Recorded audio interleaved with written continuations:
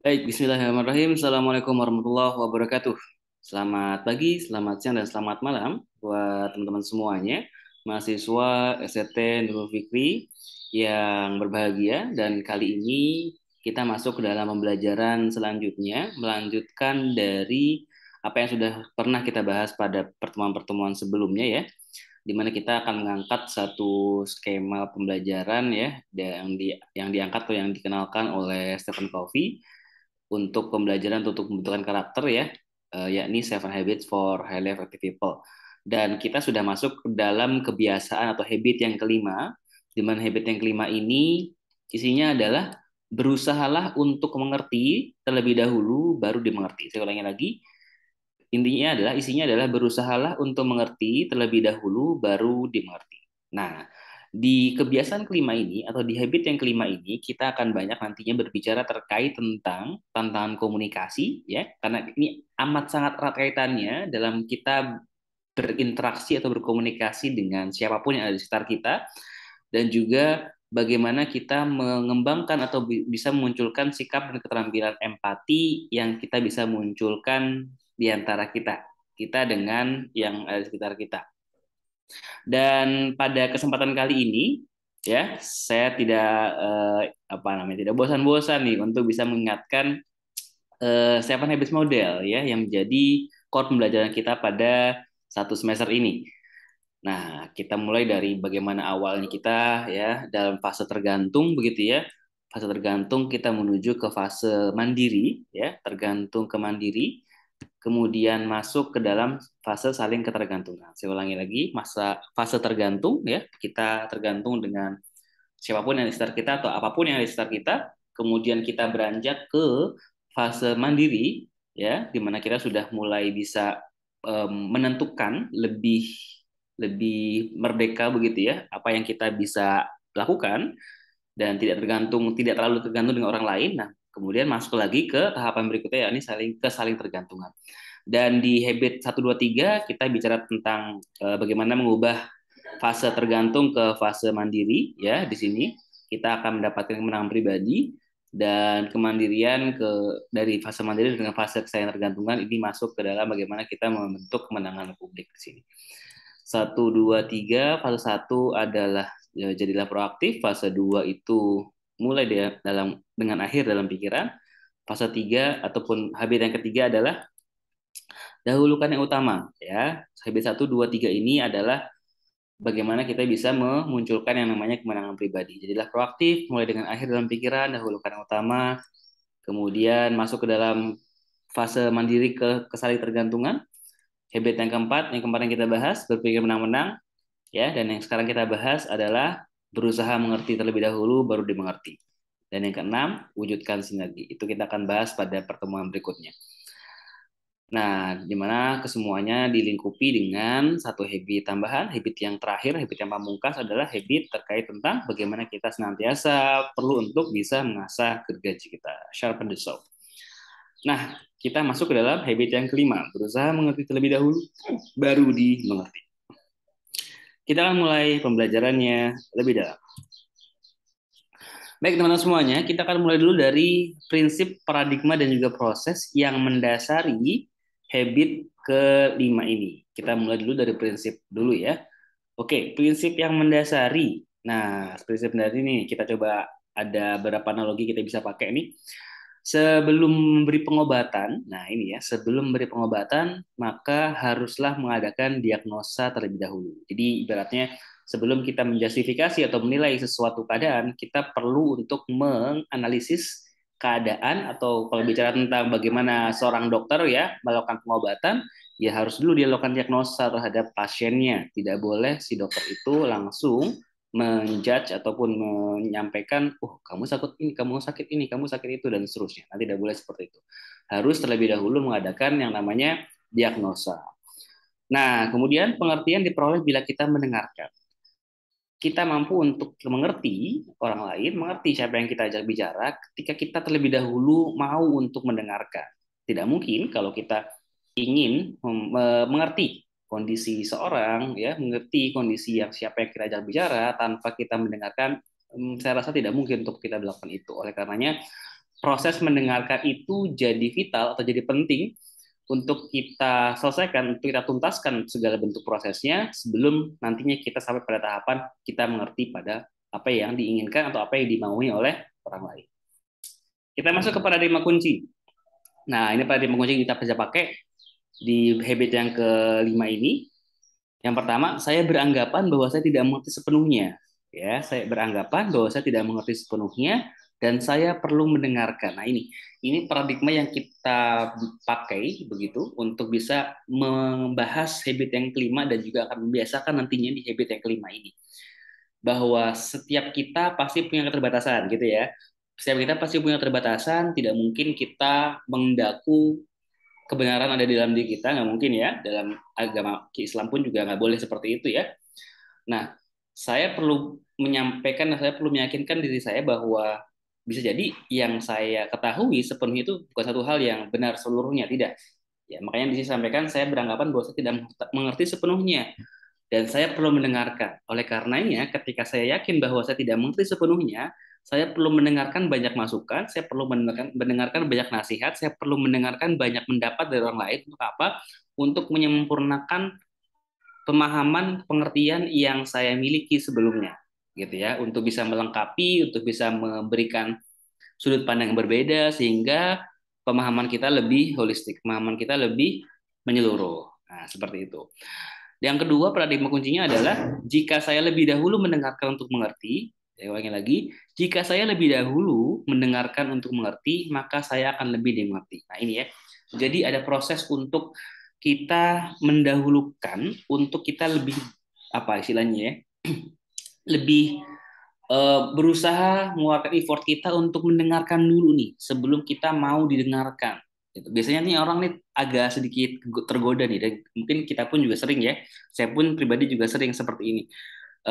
Kalau kita tidak punya kontrol yang baik dalam diri kita ya kita udah lepas aja tuh. Kita inginnya didengerin, kita inginnya dimengerti gitu. Padahal sebelum sampai situ baiknya kita dengarkan dulu nih apa yang menjadi ekspektasi orang lain, apa yang menjadi interest orang lain, keinginan orang lain dan seterusnya. Sebelum kita nantinya dimengerti atau didengarkan. Oke, itu ya. Nanti kita akan bahas lebih dalam lagi di slide-slide selanjutnya. Kemudian proses kuncinya adalah gunakan keterampilan mendengarkan secara empatik. Nah, ini proses kunci yang harus kita lalui untuk bisa apa istilahnya memiliki habit yang kelima ini, berusaha untuk mendengarkan atau berusaha untuk mengerti sebelum kita didengarkan atau dimengerti. Gunakan keterampilan untuk mendengarkan secara empatik. Nah, ini sepertinya kemarin sudah pada pertemuan sebelumnya ya sempat saya tease ya terkait tentang mendengarkan secara empatik ini dan ini mulai kita coba bahas lebih dalam di pertemuan kali ini terkait tentang bagaimana kita mendengarkan secara empatik. Mungkin terlihat atau terdengar simple ya, mendengarkan secara empatik. Proses mendengarkan ya sehari-hari kita mendengar, ya nggak sih? Mendengarkan. Ini ketika teman-teman menyimak pembelajaran ini pun juga teman-teman mendengar materi yang saya buat, gitu. Tapi apakah proses mendengar kita itu sudah kita tambahkan kualitasnya atau level up gitu ya, aktivitasnya sampai pada tataran bagaimana kita bisa mendengarkan secara empatik. Nah, mendengarkan secara empatik ini menjadi satu activity atau satu aktivitas yang cukup menantang, challenging bagi kita, karena kita tidak hanya sekedar mendengarkan, tapi juga kita berusaha untuk memahami konteksnya ya, atau intinya ya, memahami apa yang sesungguhnya dibicarakan oleh lawan bicara kita. Nah, bukan hanya sekedar mendengarkan, bukan hanya sekedar ngedengerin aja. Biasanya kalau ngedengerin aja tanpa ada proses untuk kita memahami siapa yang kita ajak bicara, apa maunya, apa interestnya, apa kepentingannya, ya udah biasa sambil lalu saja. Dan sangat mungkin dan bahkan probabilitasnya sangat tinggi sekali ketika kita misalkan ya udah tidak kita sertakan proses untuk bisa mencari tahu atau memahami, maka ya udah yang kita dengarkan hanya sambil lalu aja gitu. Akan kita sering anggap sebagai omong kosong belaka gitu. Oke ya, atau bahkan bisa jadi noise gitu ya, suatu yang gaduh, yang tidak punya arti dan seterusnya. Nah, semoga tidak seperti itu. Ini prinsip paradigma dan proses yang mendasari habit ke 5, teman-teman. Kita lanjut ya. Nah, ini yang tadi saya bilang nih, tingkat-tingkat mendengarkan. Nanti teman-teman bisa refleksi nih, kira-kira Ya, dengan apa yang sudah saya jelaskan ini, teman-teman ada di tingkat yang mana? Oke. Kita masuk ke level satu. Level 1 adalah mengabaikan. Nah, ini mengabaikan ini udah istilahnya apa ya? Denial lah dengan apa yang disampaikan oleh orang lain. Udah, pokoknya nggak peduli lah. Ya udah, nggak usah dengerin aja gitu kan. Mengabaikan. Tidak berusaha mendengar. Walaupun sebenarnya suara terdengar, tapi dia mengabaikan. Udah diabain aja secara sengaja, secara sadar. Oke. Yang kedua adalah tahapan yang kedua adalah pura-pura mendengarkan. Ya udah mendengarin gitu kan, cuman ya tidak terlalu dimasukin, tidak terlalu didalamin dan seterusnya gitu ya. Berbuat seolah-olah Anda mendengarkan. Berbuat seolah-olah Anda mendengarkan. Kemudian yang tahapan selanjutnya adalah tahapan ketiga adalah mendengarkan secara selektif. Mendengarkan secara selektif. Nah, ini sudah mulai ada penaikan ya, ada pentahapan yang lebih begitu, di mana yang sebelumnya pura-pura mendengarkan, yang selanjutnya adalah mendengarkan secara selektif. Oke, kita dengerin, tapi kita menseleksi apa saja yang bisa masuk ke dalam kepala kita. Ini ya, mendengarkan hanya bagian-bagian pembicaraan yang menarik minat Anda, gitu ya. Misalkan dalam pertemuan sebuah reuni gitu kan, nah teman-teman misalkan hobi bola gitu ya, udah teman-teman hanya tertarik ngebahas dengan teman-teman temennya teman-teman gitu ya, untuk ngebahas bola aja. Selain bola, teman-teman nggak minat dan nggak usah nggak dimasukin dalam apa tidak terlalu diperhatikan. Bisa saja seperti itu. Nah, itu mendengarkan secara selektif. Kemudian yang keempat adalah mendengarkan dengan penuh. Nah, mendengarkan dengan penuh perhatian ini tambahannya ya. Mendengarkan dengan penuh perhatian. Memberi perhatian dan berfokus pada apa yang dikatakan si pembicara dan membandingkannya dengan pengalaman. Saya ulangi lagi, memberi perhatian dan berfokus pada apa yang dikatakan oleh si pembicara dan membandingkannya dengan pengalaman Anda sendiri. Jadi ketika bicara tentang tahapan ini mendengarkan dengan penuh perhatian, kita sudah sampai pada tahapan kita memproses apa yang didengar oleh kita dari ucapan atau dari pembicaraan orang lain, dan kita coba refleksikan dan coba kita kontekstualisasikan dengan kehidupan kita, gitu. Kita bandingkan, kontekstualisasikan bisa juga kan dengan membandingkan ya, dengan membandingkan, dengan bayangkan, dengan komparasi dan seterusnya. Kalau teman saya menyatakan seperti ini, saya seperti apa ya, gitu. Sudah ada proses membanding-bandingkan, sudah ada proses komparasi di situ. Pengalaman yang kita lakukan apakah benar seperti yang dilakukan oleh atau yang dialami oleh orang lain seperti itu. Nah, itu yang kemudian terjadi prosesnya di tahapan yang keempat ini. Nah, tahapan yang paling akhir atau di ultimate level gitu ya bahasanya adalah mendengarkan secara empatik. Nah, ini yang tadi saya sampaikan ya. Ini adalah proses yang perlu kita lalui untuk bisa mendapatkan habit yang kelima, mendengarkan secara empatik. Maksudnya apa nih?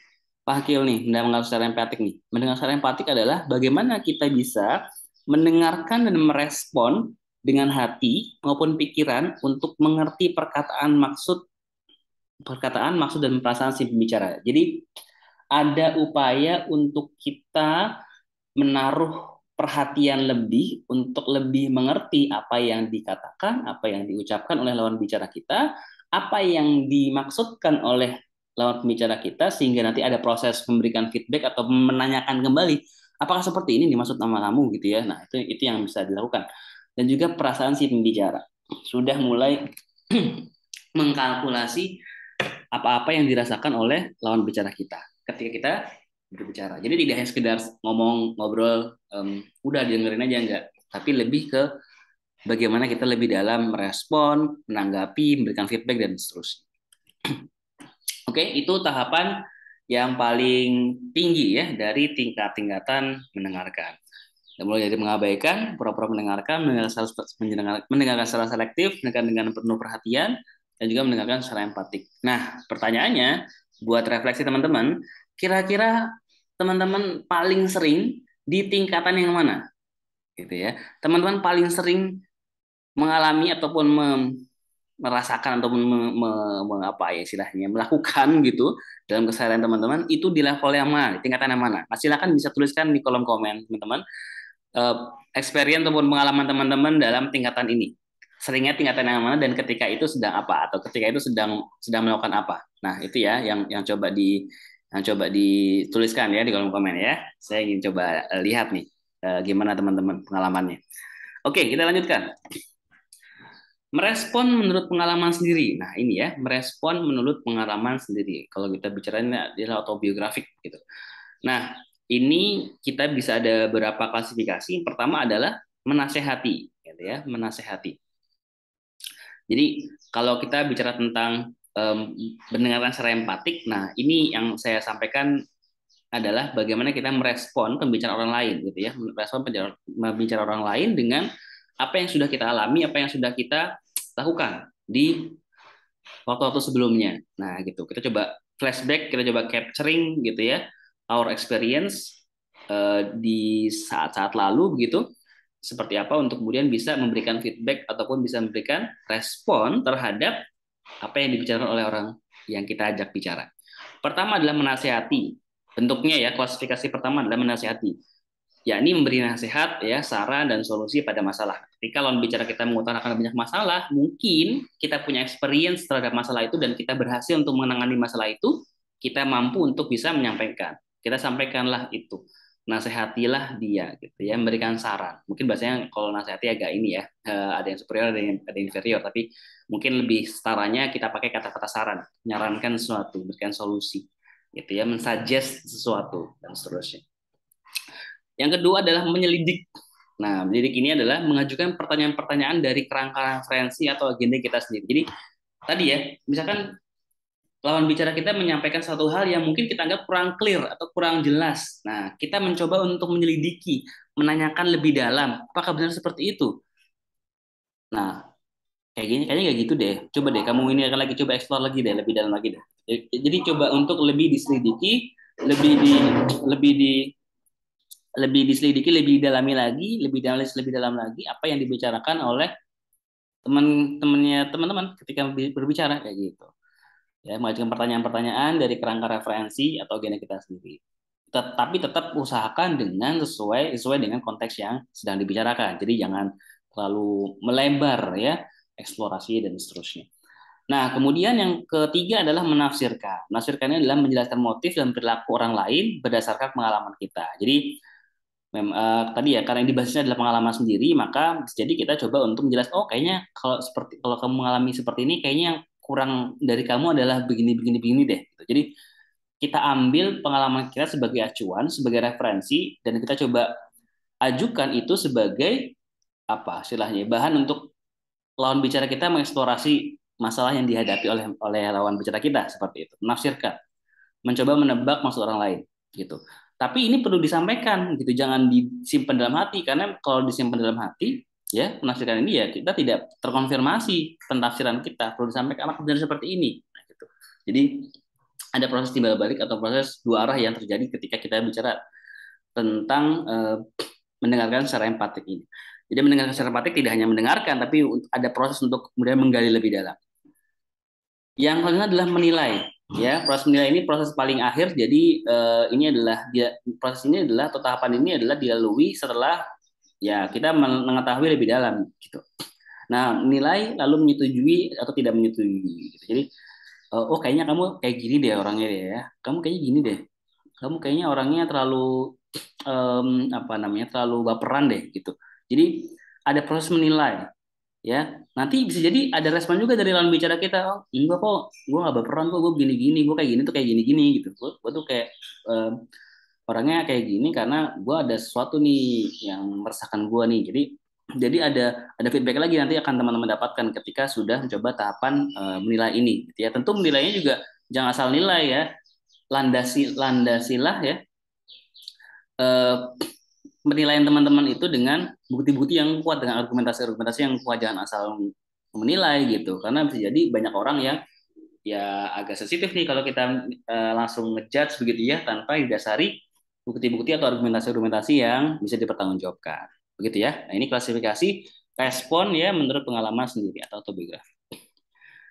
Nah, ini nih, kita bicara tentang efektivitas dari respon autobiografik. Respon autobiografik bisa efektif jika, nah ini, pertama, sifat komunikasi orang lain tersebut disajikan secara lugas tanpa emosi. Jadi usahakan jangan meninggi kalau misalkan kita sedang merespon pembicaraan orang lain ya, misalnya lawan bicara kita berdasarkan ya, pengalaman-pengalaman kita ya. Sebisa mungkin jangan meninggi ya bahasanya ya, mendatar aja, sejajar aja gitu ya dengan lawan bicara kita. Kemudian orang lain secara khusus minta bantuan Anda dari sudut pandang Anda. Gitu. Orang lain secara khusus minta bantuan anda dari sudut pandang Anda. Nah, ini ketika sudah ada rasa percaya dari orang lain kepada kita untuk orang lain meminta bantuan gitu ya dari sudut pandang kita, nah itu ibaratnya bisa jadi respon autobiografi kita sesuai dengan pengalaman kita sudah bisa dikatakan efektif. Kemudian rekening bank emosi. Nah, ini menarik nih. Rekening bank emosi Anda pada orang lain itu tersebut sangat tinggi. Jadi proses trust ya, proses membangun kepercayaan kan adalah ketika kita mampu untuk kemudian memperbanyak tabungan di rekening bank emosi kita di orang lain ya, rekening bank emosi kita di orang lain kira-kira gitu. Kalau kalau rekening kita di orang lain itu tinggi biasanya, maka trust kita juga tinggi gitu. Dan itu enak tuh kalau udah begitu trust kita tinggi dengan orang lain, maka ya apa pembicaraan kita pun juga tahapan bagaimana kita bisa mendengarkan secara empatik pun juga bisa lebih baik nantinya dampaknya. Kemudian yang sebaliknya, kalau tadi kita bicara tentang efektif seperti apa, yang tidak efektif seperti apa. Yang tidak efektif adalah ketika yang pertama orang lain hanya menginginkan adanya seorang pendengar. Jadi ya pragmatis aja gitu ya, gue pengen ada yang dengerin aja gitu. Kemudian kedua, orang lain ingin mengekspresikan dan menjelajahi perasaannya dengan cara sendiri tanpa merasa terancam. Nah ini juga ya tidak efektif. Jadi emang perlu dibangun dua arah ya, konsensus dua arah ya di antara kita dengan yang kita ajak bicara. Kemudian yang ketiga adalah sifat komunikasi orang lain tersebut emosional. Nah, ini kalau dari dianya udah meninggi, ya udah biasanya agak sulit tuh kita untuk bisa membangun kesepahaman atau membangun bagaimana kita bisa menekan secara empatik begitu. Bisa mungkin kita coba untuk lebih menetralkan ya, walaupun dia udah emosional atau meninggi begitu atau melibatkan emosi lebih dalam, ya kita coba untuk lebih menetralkan sebisa mungkin seperti itu. Jangan ikut-ikutan ke bawah emosional dan seterusnya. Itu ya terkait dengan efektivitas dari respon autobiografik atau berdasarkan pengalaman yang kita alami sebelumnya. Nah ini teman-teman saya sampaikan ininya apa namanya penelitiannya ya, bagaimana kalau kita bicara tentang berkomunikasi ini yang diperhatikan itu yang paling besar ya adalah bagaimana kita mengamati bagaimana kita bisa apa memproses begitu ya apa-apa yang berasal dari ini bahasa tubuh dan nonverbal. Ini paling besar nih proporsinya 55%. Yang kedua adalah nada dan suara, intonasi juga masuk di sini juga begitu. Dan terakhir adalah kata-kata, susunan kata-kata, pemilihan kata-kata dan seterusnya.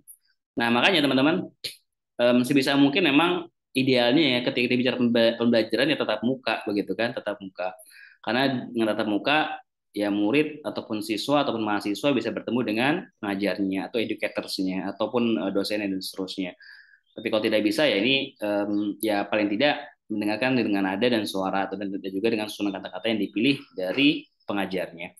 Nah, oleh karenanya sebenarnya kalau kita bicara tentang kemarin ya masa pandemi ya, kita sangat ini banget ya, ditantang banget nih gitu ya dengan kondisi yang ada saat kemarin begitu pandemi, kita ibaratnya apa istilahnya ya, kesempatan untuk bisa menghadirkan bahasa tubuh ataupun nonverbal menghadirkan fisik ya ke dalam pembelajaran itu sulit begitu. Nah, sekarang udah mulai apa namanya? Udah mulai reda pandeminya ya sehingga bisa kita coba optimalkan ya kesini. Makanya di semester ini saya sudah mulai mencoba berapa kali kita adakan pertemuan online ya melalui Zoom supaya apa? Supaya kita bisa melihat masing-masing walaupun secara virtual tetap tapi ya bisa lihat ya. Dan makanya kemarin kalau misalkan ada pertemuan kelas begitu ya kalau online saya imbau untuk bisa menyalakan kamera karena apa? Karena bisa dengan itu kita bisa sama-sama saling melihat, saling bisa berinteraksi gitu. Oh, si si A ini kayak gini orangnya, si B kayak gini orangnya mendengarkan, dia menyimak dan seterusnya gitu. Jadi lebih lebih bisa berkomunikasi secara full atau secara penuh. Gitu ya. Baru setelahnya ya dimainkan ada suara, intonasi dan seterusnya baru pemilihan kata-kata di situ. Nah, ini ya karena bagaimana kita berkomunikasi.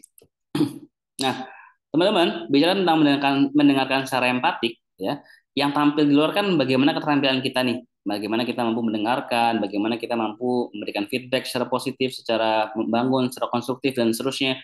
Tapi di bawah itu semuanya ada sikap atau ada attitude yang kita perlu biasakan untuk kemudian bisa mendengarkan secara empatik.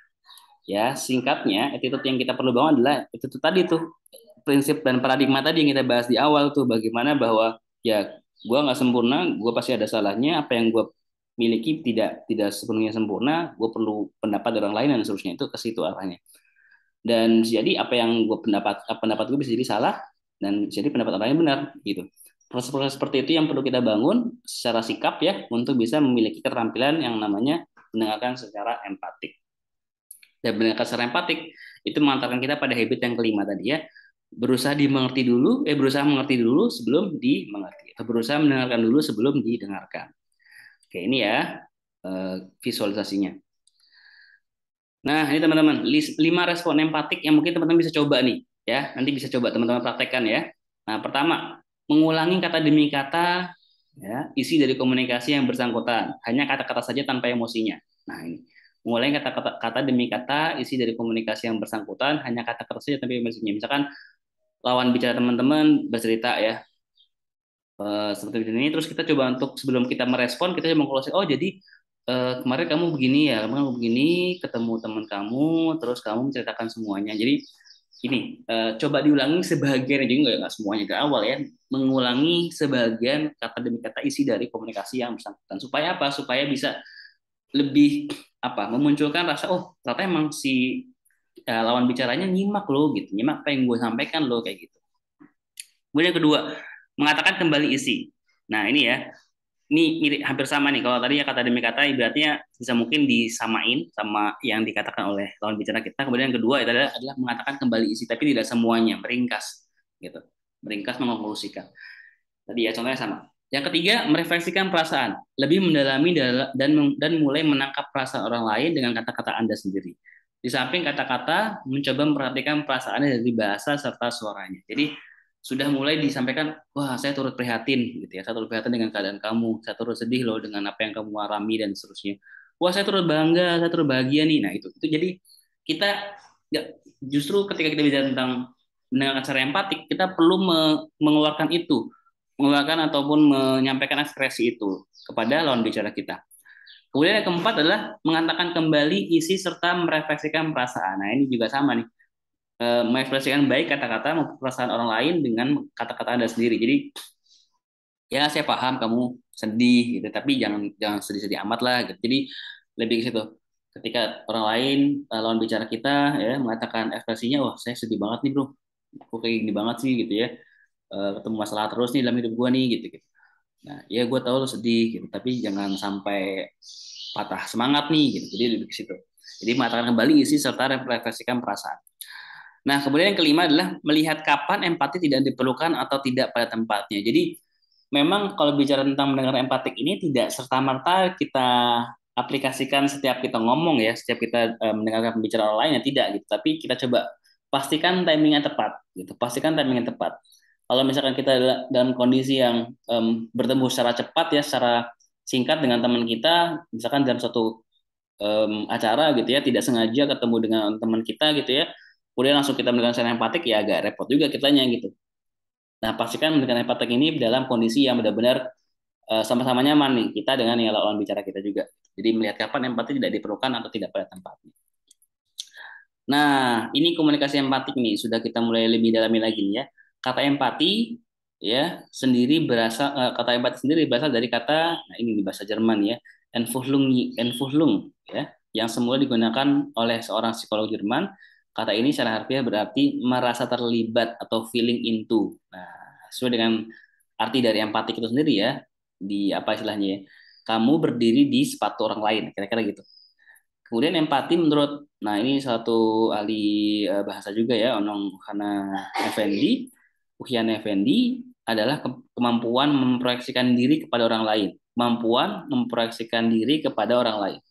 Dengan lain perkataan, dengan lain perkataan, empati adalah kemampuan menghayati perasaan orang lain atau merasakan sesuatu yang dirasakan orang lain. Saya ulangi lagi, empati adalah kemampuan menghayati perasaan orang lain atau merasakan sesuatu yang dirasakan orang lain. Ini kata kuncinya ya, merasakan sesuatu yang dirasakan oleh orang lain. Yang ketiga, empati didefinisikan sebagai kemampuan atau kecakapan untuk mengidentifikasi atau memahami dengan cara seolah-olah mengalami sendiri perasaan, pikiran, atau sikap orang lain. Nah, jadi nyambung ya dengan pengertian-pengertian sebelumnya, di mana empati itu adalah merasakan sesuatu yang dirasakan oleh orang lain. Maka ketika kita berempati, maka kita berusaha untuk memahami seolah-olah kita mengalami apa yang diucapkan oleh orang lain, umpamakan kita mengalaminya gitu. merasakan, memikirkan dan seterusnya. Empati dihubungkan dengan ungkapan-ungkapan seperti berjalan dengan memakai sepatu orang lain, yang saya sampaikan ya. Kemudian memandang dunia melalui mata orang lain. Nah, ini kita bicara tentang empati. Empati secara signifikan mengaruhi kualitas kehidupan pribadi dan profesional manusia, terutama aktivitas-aktivitas yang terkait dengan hubungan sosial. Empati juga memfasilitasi komunikasi, kerjasama, sikap menghormati, dan sifat kasih sayang. Empati juga memberikan kekuatan untuk mengubah kondisi-kondisi negatif nih teman-teman. Ketika seorang berusaha meningkatkan interaksi-interaksi dengan orang lain. Nah, ini penting banget nih. Yang selanjutnya, empati bukan sekedar komponen penting, tetapi juga merupakan komponen yang paling mendasar dari sebuah mindset berdaya tahan. Nah, ini. Yang selanjutnya, Daniel Goleman mengabarkan empati sebagai sebuah ciri penting dari kecerdasan emosional dan itu dapat dipelajari. Nah, ini ya. Empati sebagai satu ciri penting dari kecerdasan emosional dan itu bisa dipelajari dan bisa dibiasakan. Nah, yang terakhir, empati tidak berarti bahwa seorang setuju dengan orang lain, tetapi semata menunjukkan bahwa seorang menghargai dan mendukung sudut pandang orang itu. Nah, ini penting juga nih. Empati tidak berarti bahwa seorang setuju dengan orang lain, tapi semata menunjukkan bahwa seorang menghargai. Jadi ada proses respect, ada proses menghargai yang kita keluarkan terhadap apa yang dibicarakan oleh orang lain. Dan juga sudut pandang yang sudah disampaikan oleh orang lain kepada kita. Nah, ini kalau bicara tentang komunikasi, saya sampaikan secara sekilas saja. Kita bicara komunikasi, ada sender, ada receiver. Misalkan orang lain sebagai sendernya, kita yang menerimanya, kita receivernya. Dari sender ke receiver, dari orang lain ke kita, ada message-nya atau ada pesannya seperti apa. Nah, dari receiver ke sender, dari kita ke orang lain, kita memberikan feedback. Nah, akan selalu seperti ini. Kalau kita bicara tentang komunikasi yang efektif, gitu ya. Komunikasi empatik juga akan seperti ini. Ada message-nya, ada pesannya apa, ada feedback-nya seperti apa. Nah, ini saya ambil dari salah satu begawan manajemen terkenal ya, ahli tokoh tokoh manajemen terkemuka ya, Peter Drucker. Dia berkata, the most important thing in communication is to hear what isn't being said. The most important thing in communication is to hear what isn't being said. Jadi bicara tentang apa yang terpenting dari komunikasi adalah untuk bisa mendengar apa yang tidak dikatakan oleh orang lain. Dengan cara apa ya tadi? Berusaha untuk mendengar secara empatik, menangkap perasaan yang diekspresikan oleh lawan bicara kita dan seterusnya. Yang karena kan kata-kata tidak serta merta apa istilahnya ya, coverage atau me, menggambarkan semua apa yang dirasakan gitu.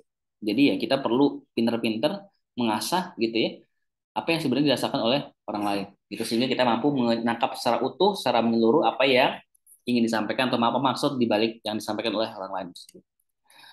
Nah, komunikasi empatik ya tadi ya prinsip ada keseluruhan bukan sebagian jadi ketika kita bicara tentang komunikasi empatik ya prosesnya itu jadi prinsipnya itu menyeluruh melingkupi semuanya ya tadi proses bahwa ya kita nggak serta merta benar semuanya pasti ada salahnya ya kita berusaha untuk melengkapi apa yang kita tidak mengerti dengan pendapat orang lain.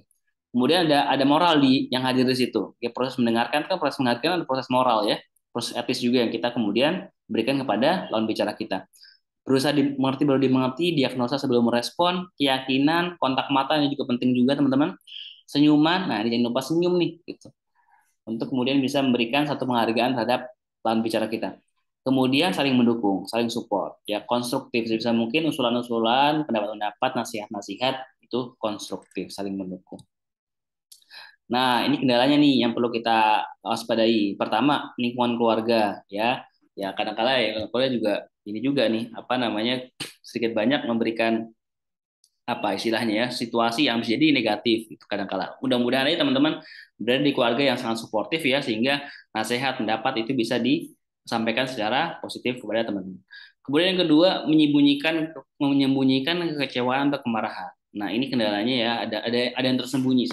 Sebisa mungkin kalau kita bicara tentang komunikasi efektif atau komunikasi empatik yang efektif begitu ya kalau ada rasa kekecewaan sampaikan aja jangan disembunyikan karena kalau disembunyikan ya kita tidak jujur dalam proses berkomunikasinya gitu ketika kekecewaan marahan tidak disampaikan ya itu misalnya tidak jujur dengan komunikasi yang kita jalankan. Kemudian yang ketiga membuat asumsi tentang motivasi orang lain. Nah ini asumsi ini kadang-kala membunuh nih gitu membunuh tanda kutip ya. Oleh karenanya ketika ada asumsi sesegera mungkin dikonfirmasi terhadap lawan bicara kita. Jangan sampai asumsi ini menyeruak ya, mendominasi pembicaraan kita. Jangan sampai coba konfirmasi berapa hal. Kemudian yang keempat terlalu berempati. Nah, jangan sampai juga terlalu berempati karena ya segala sesuatu yang berlebihan kan nggak boleh ya gitu ya. Jadi kalau kita bicara tentang komunikasi yang empatik begitu, ya jangan terlalu berempati banget sampai pada akhirnya kita melupakan sesungguhnya kita tujuan berkomunikasi ini apa. Gitu. Ini ya, jadi empat hal yang bisa menjadi kendala kita dalam melakukan komunikasi empatik sehingga menghambat kita juga untuk bisa memiliki habit yang kelima tadi ya, berusaha mengerti dulu baru dimengerti. Tahapan mendengarkan, dengarkan dengan mata, hati dan telinga, semua indera kita pakai, kita gunakan, kita fungsikan sebaik mungkin, kemudian berdirilah di atas sepatu mereka dan belajar bercermin, gitu. Belajar bercermin ya. Nah, ini ringkasan kebiasaan 5 nih, berusaha lebih lebih dulu untuk mengerti, kemudian baru dimengerti, ya. Untuk secara tepat mendiagnosa keadaan, situasi atau masalah seorang, kita harus pertama-tama praktekkan mendengarkan secara empatik, kemudian manusia mendengarkan pada berbagai tingkatan, ya. Mendengarkan secara empatik adalah vital dalam kehidupan tertentu. Respon autobiografik tadi ya berdasarkan pengalaman dapat menghambat pengertian, ya. Kemudian mendengarkan dengan mata, telinga, dan hati membantu kita memahami perasaan, makna, dan isi kata. Kemudian empati adalah memahami orang lain secara mendalam, mendengarkan secara empatik, memberi orang lain udara psikologis. Nah, ini juga ya, ada ininya ya, ruang-ruang untuk mereka bisa menyampaikan perasaan dan seterusnya. Keterampilan mendengarkan secara empatik memerlukan latihan, jadi silakan dilatih, silakan bisa dipraktekkan teman-teman semuanya. Mendengarkan secara empatik belum tentu cocok untuk segalanya. Tadi ya, ada beberapa kondisi-kondisi yang kita nggak bisa pakai mendengarkan secara empatik ini. Kemudian paruh kedua dari keterampilan menciptakan pengertian adalah berusaha untuk dimengerti gitu. Jadi kalau kita sudah berusaha untuk bisa mengerti orang lain itu adalah setengah jalan untuk kita untuk bisa menjalani yang namanya komunikasi secara efektif, komunikasi secara empatik tadi. Nah, itu teman-teman yang bisa kita bahas pada kesempatan kali ini. Semoga apa yang saya sampaikan bisa menjadi bekal buat kita semuanya, menambah pengetahuan dan juga menjadi pijakan untuk kita bisa membentuk habit baru ya, habit yang kelima ini berusaha mengerti terlebih dahulu baru kemudian dimengerti. Jadi jangan langsung loncat ya, pengennya dimengerti aja, pengennya dengerin aja padahal kita perlu dulu untuk kemudian memahami dan mengerti apa yang disampaikan oleh orang lain terhadap kita. Itu mungkin yang bisa saya sampaikan pada kesempatan kali ini. Terima kasih banyak atas perhatiannya. Jangan lupa isi presensi di link yang sudah tersedia. Sampai ketemu lagi di pertemuan berikutnya. Assalamualaikum warahmatullahi wabarakatuh.